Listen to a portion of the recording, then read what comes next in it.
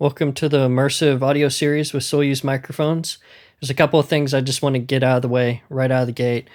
I'm very new to this. I'm not going to pretend that I am some expert in the field of Atmos or anything like this. I just recently this year put in a full 7.1.4 speaker system. I spent 2 years kind of under the hood without really telling anyone that, working on Atmos, figuring out the workflow, trying some things, thinking about if this was something I wanted to get into. So a whole lot of things that I'm not going to touch on in this video series. The point of this is that I have some very specific goals for Dolby Atmos. I'm not really looking to remix everyone's music that they've done in stereo into Atmos. I'm looking to do some projects that are specifically tailor-made for Dolby Atmos so that we're kind of thinking about Atmos and immersive audio as something more than, just an afterthought where, you've done a whole stereo mix and a stereo production and you go, hey, I'm happy with this. Let's throw this around on some other speakers. I found pretty quickly, just with my limited experience, that a lot of things that work in stereo don't translate to Atmos as well as they should, and kind of vice versa. A lot of things that I've started doing in Atmos don't necessarily work in stereo. There is some crossover between the two, but I think that to really get the most out of immersive audio and Dolby Atmos and this whole new genre, that it really does need to be approached just from a fresh perspective. And so what I'm going to do in this series is I'm basically just going to record a whole song front to back, specifically for Dolby Atmos. I'm going to kind of think about some arrangement things and how I can arrange things and do things differently just from a musician and producer standpoint.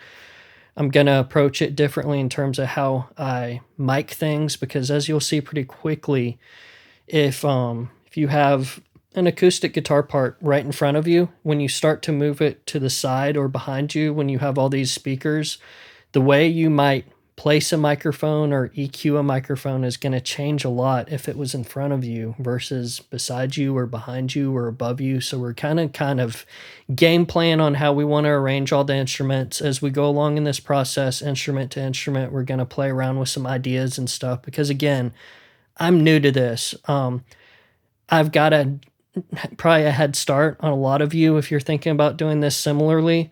I've been doing this for a few years now, kind of under the hood again, but at this point, this is really where I'm starting to really put everything together and take all these weird ideas I have and start actually seeing if they're going to translate into the real world and make sense. So we go through instrument to instrument. You're going to, see me just kind of talk through, my mindset on why I'm doing certain things. We're going to try a few different things and see how it works, because a lot of this time is going to be experiment time for me as well, because I have all these cool ideas that I think are going to work out. And as you'll see, probably a lot of them probably aren't going to pan out the way I wanted to, and we'll have to kind of adjust and go from there. But the whole point of this is to kind of approach this differently than most people that are doing Atmos. I don't want to use this as a remix platform. I really want to think about doing immersive audio differently and really starting from the ground up and, taking the whole process and thinking about immersive audio differently, as opposed to just using it as a remix platform.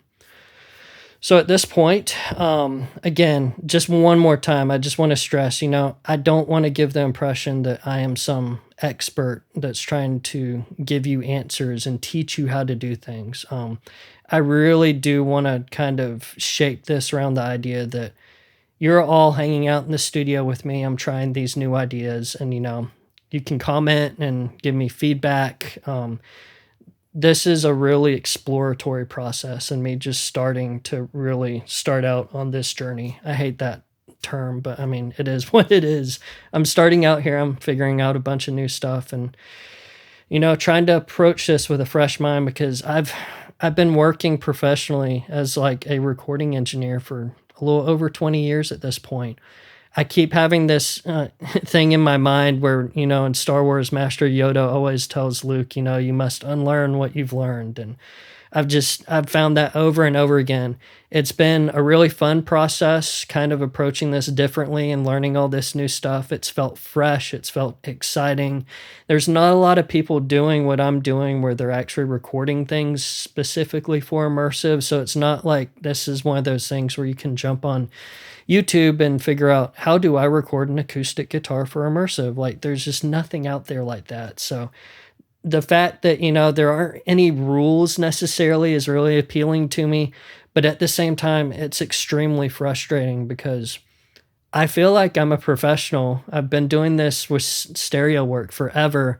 And then to get to this point where I've been doing something for so long and start to hit these really frustrating walls is a whole another thing that I don't want to get too much into, but it is kind of funny, It's kind of like Stockholm syndrome or something. I don't know. Some days I feel, or imposter syndrome, not Stockholm syndrome, imposter syndrome. Some days I feel really confident and get some great results, and some days stuff just doesn't work out, and I feel like I'm an idiot, and I wonder why I decided to jump into this crazy world. So yeah, I don't want to give the impression that I'm trying to teach any of you how to do any of this from some perspective of being an expert. Welcome to this series. You're along for the ride with me. We're going to make a lot of mistakes and hopefully make some memories. Yeah, super lame. Anyway, so let's talk about just game planning, how I want to do the song. I'll show you some visualizations.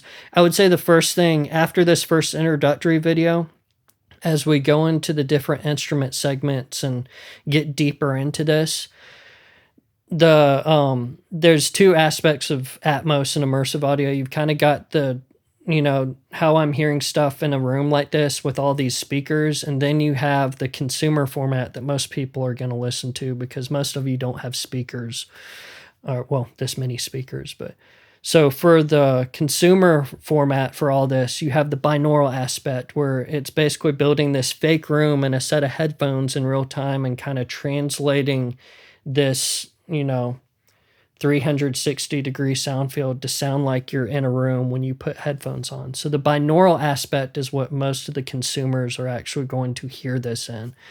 This is a whole nother, can of worms to open. I don't want to make the point of this series to start, talking about a bunch of stuff like this. I actually just want to start doing this and, actually hear results. But as we get deeper into these series, all of the examples and stuff that you're going to hear are going to be binaural renders that I've done. So it's basically going to be the headphone version of Atmos. I'm going to bounce those out binaurally so they work on stereo. So you can actually hear the Dolby Atmos render of what I'm doing when you're watching this on YouTube.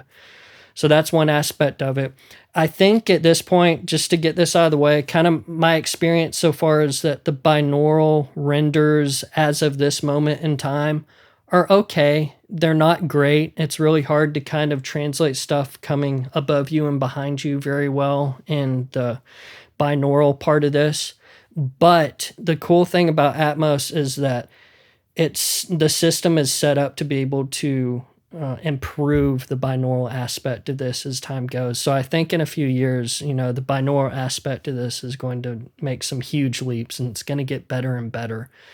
And so all that to say, what you might hear in this video series right now, if you watch it 10 years from now, the binaural renders might be a lot better, but it is what it is. There's just, with the way YouTube works right now at this moment in time, there's no way for me to do this other than just rendering a binaural stereo render of all these examples. So as we get deeper into this, you're going to want to wear headphones to hear all this stuff accurately when I start, panning stuff around the room and explaining stuff and giving you examples. So when you're watching this on YouTube, make sure you wear headphones moving forward so that you can actually hear the binaural renders accurately. They're not going to sound quite right if you listen to them on speakers. So headphones only after this video, more than likely, and I'll point that out as we go.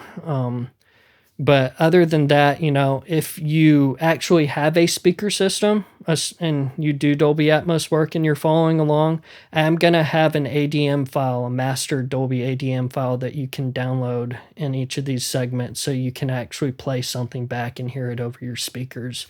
I mean, obviously, you're not going to be able to watch it with the video, but you can download it after and hear some of this stuff on the speakers. And I'll provide full session files once all this is said and done. But I'm getting ahead of myself. This is going to be a really long journey. It's probably going to take me about a month of working on this because I'm going to kind of, when I have some free time, I'm going to spend like a day on each instrument, really take some time to experiment and, play around with some ideas. So this is going to be a long process. So let's talk about game planning and how I want to do this song. The song that I've written for this, I think I'm going to call it Guilty, but it's going to be basically acoustic guitar driven for the most part. So most of it's going to be, I kind of want to make the acoustic guitars sound pretty big and have it acoustic guitar driven and then sprinkle some stuff around it. One thing that I've learned in Atmos is that the way you fill space in the format is very different from stereo. And so one reason that I decided to do this with all Soyuz microphones is that the more I've done this, the more attached I've gotten to using this Soyuz ambisonic mic. It's really been a great tool to help fill that space because when you think about producing in stereo, a lot of us use this technique where like if you're miking an acoustic guitar in mono with one mic, you might have a stereo ribbon mic right behind it or something just to add a little bit of space and stuff. A 2-channel stereo mic works really well to fill that space when you're only on 2 speakers. It's very different in Atmos. Sometimes it's appropriate to just use like a stereo mic to help fill a very limited area of space in the mix. As you'll see, it's a pretty cool thing when you pair mono mics with this ambisonic mic because it's able to fill all the space around you in 360 degrees. So I kind of think of this as the new stereo mic, We might pan one acoustic guitar close mic with a mono mic over to the left and then just use the ambisonic mic to fill that space and kind of fill things up.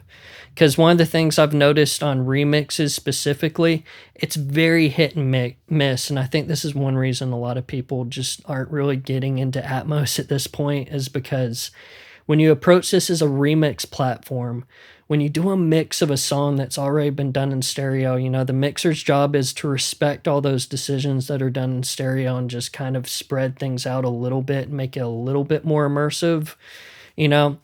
That's a whole nother skill set, and there's a lot to learn from that.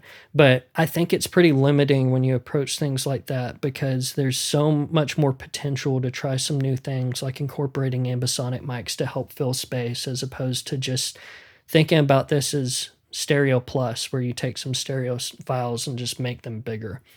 So I'll be utilizing the ambisonic mic from Soyuz a lot more. So I've decided just to go ahead and use all their other mics for this whole project and just make it a complete Soyuz project for fun. I've got pretty much every mic they make right now. I don't have the 017 tube mic and I don't have the tube small caps. But other than that, I've got the ambisonic mic. I've got their new 011s. I've got a pair of those. I've got a pair of the 1973s. Got a pair of the bomblets. And I have one of the 017 FETs here, a launcher, and 2 channels of the Lakeside preamp. I probably need to mention too, because I only have 2 channels of the Soyuz preamp and I want this to be a whole Soyuz, project, what I'm going to do when I have to do like bigger things like drums with more than 2 mics or when I want to use the ambisonic mic, I'm going to end up using some really clean microphone preamps for the rest of those. And I'm going to reamp everything through the Soyuz Lakesides for the final version so that literally everything you hear is passing through Soyuz microphones and the Soyuz Lakeside preamp. So it really is a complete Soyuz signal chain. So I think that's pretty cool. We'll see how things go. But, I'm a big fan of Soyuz mics, and because I knew I was going to be utilizing their ambisonic mic a lot in this process, I said, you know what, let's just go ahead and just make this a full Soyuz experience and have some fun with it. So moving forward, game planning for the song, let me walk you through each instrument really quick and just tell you what my plan is. Best laid plans. I kind of just want to have a loose game plan for how I want to do this, but things are probably going to change when we actually get instruments in the room and start, doing things. But at least for now, here's where I want to start. Starting with vocals, one of the things I experimented very early on with vocals was pairing a large cap normal mic that you normally use with vocals and pairing it with the ambisonic mic. I was really into that idea. I thought about, having one vocal that was kind of on the front wall, like normal, kind of how we'd hear a vocal in stereo, and then just expanding it a bit with the ambisonic mic. I did experiments for over a year trying to make that work, and I'll just tell you, in my opinion, it just never worked out very well. And I'll give you some theories about why that is. I think, it's kind of like when we hear an SM57 on a guitar cabinet. That has been done for so long that a lot of the guitar sounds that we hear in our heads are just a dynamic mic like the 57 right up on a guitar cab.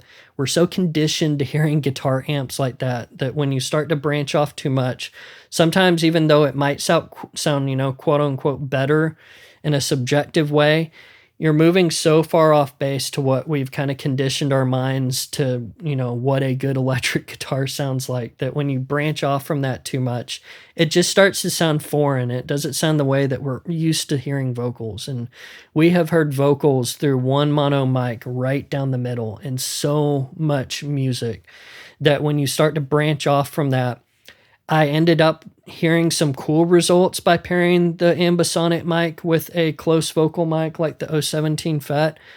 I think it just sounds a little too foreign because we're so conditioned just to hearing a mono vocal right on that front wall.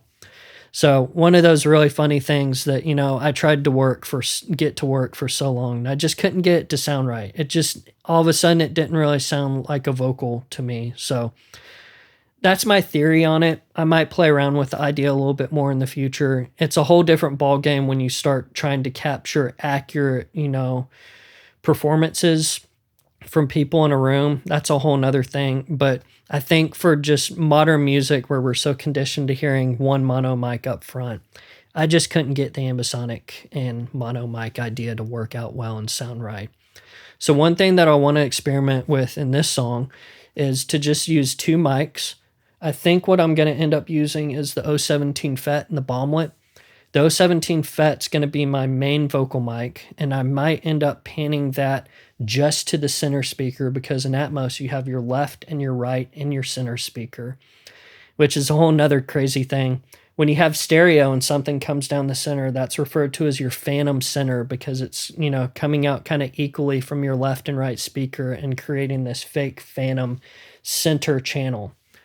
There is a big difference in the room when you're listening to speakers and binaurally when you pan something to the center speaker versus panning it equally to the left and right speaker to create a phantom center. So one thing I'm going to explore is, that phantom center. Do I want to take one main vocal mic and play around blending it between the phantom center and of the left, right, excuse me, and the true center of a center speaker? Do I want to mix between those two?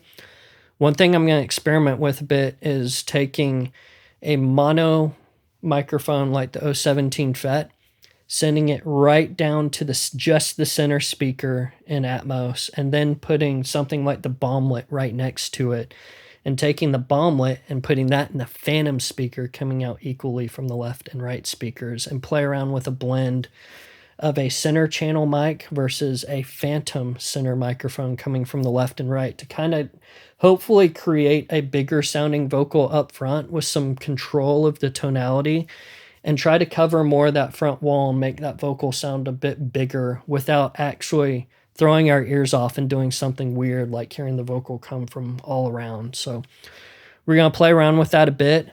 I might end up having the bomblet go through the Soyuz Launcher Deluxe and driving the Soyuz Lakeside preamp a bit more, so we have one cleaner sounding vocal mic and one with a little bit more harmonic distortion. We'll see, but that's what I want to play around with in the vocal segment. We'll see how that goes. Acoustic guitars are going to be a big one. I want to try not to make this song too busy. One of the things I really want to experiment with more and kind of get my head around is how to create better space in Atmos and how that's going to differ from how we create space in stereo. And so I think with the acoustic guitars, I'm going to have two of them going at the same time, where one's kind of faded left and one's faded right, and really bring those around so that they're coming from the sides of the room and they're really wide. One of them I'll be playing lightly with my fingers just to do some strumming. The other one I'm going to strum with a pick just to, kind of get some differential in the tonality. I think I'm going to end up using a close mono mic on each of those to kind of space them out. Then I'm going to pair the ambisonic mic with each of those just to create more space and make, have this ambisonic mic kind of help out with the imaging of that mono mic just to make it sound a little bit bigger and fill up a lot of space. We'll see how that goes. I kind of want to strike a good middle ground between having things sound really wide and very localized in mono, and then just filling that space, kind of like you do with a stereo mic to make something bigger, or an MS or something. But in this case, because this picks up everywhere, we're going to fill all of that space with those two acoustic guitars and make them sound pretty big. Piano, I've been playing around with piano quite a bit over the last 2 years, messing around with a few different mic techniques. I think I've landed on one that works pretty good, where I have a mono mic kind of looking at the middle of the piano and capturing everything, and then taking a stereo pair where one of them is over on the high keys looking straight down at them, and one of them is way down at the other end of the piano on the low keys looking right down. I'm going to take that stereo pair and pull them into the side speakers, and then take that mono mic and put that right up front, and kind of have this piano that hopefully wraps around and feels really big and just feels different. Again, piano is one of those instruments that I've played around with and experimented with a lot because it's so large. I found really quickly that just doing a normal space stereo pair on piano can never get that to translate as well as I'd like it to in Atmos. And so I kind of racked my brain for a good year, messing around with a bunch of ideas. And this is one that I've landed on that I think works really well. So we'll see how that goes. I might reinforce that with the ambisonic mic. We'll see. We'll cross that bridge when we get there. Electric guitars, I want to probably keep these pretty simple, and maybe even play around with the idea of not doubling up an electric guitar part and just filling this space with 2 amps in the room to create some stereo amp feeds that aren't doubled. It's just one guitar part played through 2 amps spaced out, made to sound really big. We'll see how that goes. I might reinforce that with the ambisonic mic. We'll see. I'm not sure yet. I do know that I want to do some kind of swelly, like reverb and delayed out pad sounds with electrics for this song. I'm going to try to move those to the back of the room just to kind of isolate them. How you treat your heights and your rears is something that I still struggle with Atmos. I don't want to get too gimmicky and have things fly around the room. But at the same time, I think creating movement and stuff behind you is part of what makes this more immersive. And my mindset with this, at least, is to save it with some smaller stuff that might not necessarily need to be up front and center, like some swelly, reverbed out guitar parts. We'll see. My other idea with just filling top space and, back space is utilizing things like ambisonics just to create more space.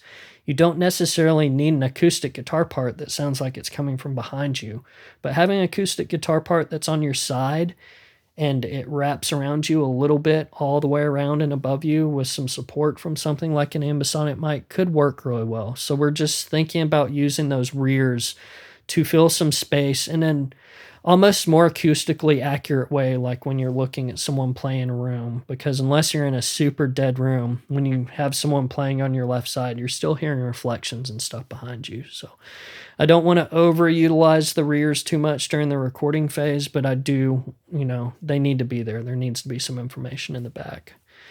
Bass guitar is going to be another interesting one. I will link to this article in this video and a few others when I talk about it, but there's an article called Cardinal Quad Points by an engineer named Brian Lucy. I would recommend you give that a read. He's talking about how these kind of quad points are really important in Atmos and surround sound. So, your front left and right and your rear left and right, and establishing that quad bass on the floor is really important for helping a lot of that power and space in Atmos translate to binaural renders. He's talking about it more in a sense of how, when you get to the mix stage, how to utilize those a little bit differently. Like, one of the things he talks about a lot is something like a kick drum that you want to be just in the front, and down the center front, like you normally mix in stereo. Maybe utilizing some techniques where you just have some low end from the kick drum coming from behind you and bringing that up a little bit, and some things like that. So a lot of the things Brian talks about in that paper is more geared towards mix techniques. I want to see if some of his philosophies and thoughts in that are going to translate into the recording phase. So with bass guitar, I'm going to have a line in that I'm probably going to have right up front in the center like you normally mix a bass guitar. I'm going to feed that to a pair of stereo guitar amps in the room, space them out, and maybe experiment with just the guitar amps being behind and blending those in a little bit and seeing what happens. This is something I haven't had time to try out yet, so I'm interested to see how it goes. It might end up being one of those things that just doesn't work out, and it's something that I'm just going to have to figure out in the mix stage. If that ends up being the case, I still have 2 guitar amps that, I can just shove down the center and mix between them, or just pick one. Just because you have all these tracks doesn't mean you necessarily have to use them all. So I'll have a lot to play with, but kind of the game plan is to have the line in of the bass up front and then support that with some guitar amps in the back. We'll see if this works out. I'm not sure yet. Again, I'm not an expert. We're all playing around and experimenting a bit, so we'll see how some of this goes. Drums, I definitely don't want to get too crazy with these. I want to be a little more traditional, where the drums are definitely very much up front for the drum kit. I am going to experiment with some ways to help pull those off the main wall and expand them just a little bit with some other mic techniques. And I'm not sure how I'm going to do that exactly yet, but I do have some ideas that I want to explore and play around with. One thing that I'm very interested in doing with especially percussion and electric guitars is to play around with reamping stuff in the room using the ambisonic mic. So one thing I'm going to do with drums is I'm probably not going to record the drum kit with the ambisonic mic. Once I have a good sound and I've actually got it recorded and the part's done, I'm actually going to play around with putting a pair of speakers in the room and reamping that drum part through the room and recording it with the ambisonic mic to hear what it sounds like. Because one of my thoughts is, occasionally if I take on a mix project from someone where they've already done it in Atmos, or they've already done it in stereo and they just want me to do an Atmos mix of their stereo mix, is to play around with reamping a few things in a room with an ambisonic mic just to help create some of that space in a way that's not completely artificial. So that'll be a drum experiment. We'll see how that goes. Might not work. Who knows? We'll see. This is the time to play around with ideas like that. Some alternate percussion things. I do know in the beginning of the song, I want this really low, huge kick drum sound. I'm going to use my big 30-inch Slingerland kick for this, but I just want 1 or 2 hits in a few spots at the beginning of the song as it builds, where it's this huge sounding, rumbly, just resonant kick drum that resonates through the room. So I think I'm going to try to have that centered behind people and just kind of wake you up and go, holy hell, what was that? Have that in a few spots just to wake people up, have it really roomy sounding, really boomy in the room. Might play around with a few alternate percussion ideas that come from behind, but I think that's it at this point. I might have missed 1 or 2 things, but we'll get to it as this process goes. But I'll put a picture of what the full mix looks like at this point. But again, that is the rough game plan, just so I kind of have an idea of how to, move forward. This might change a lot as the process goes, and as you've probably seen at this point, this is a pretty long video. This is not going to be a short video series. This is going to be really in depth. I don't want to give anyone the impression that I'm trying to teach you how to do anything in Atmos. This is more you just coming along with on the ride with me as I explore a lot of these ideas and figure this out, because this is a new area that's going to take a lot of people experimenting with to figure out how to do well. So I don't want to give the impression that I'm an expert, but a lot of this is just going to be a mindset things more than anything. And, thinking about, really, really approaching Atmos differently and not just using it as a stereo remix platform.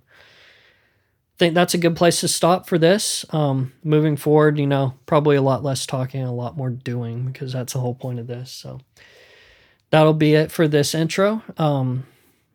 Here we go. It's going to be a long, drawn-out process, lots of long videos, but hopefully a lot of you will enjoy this.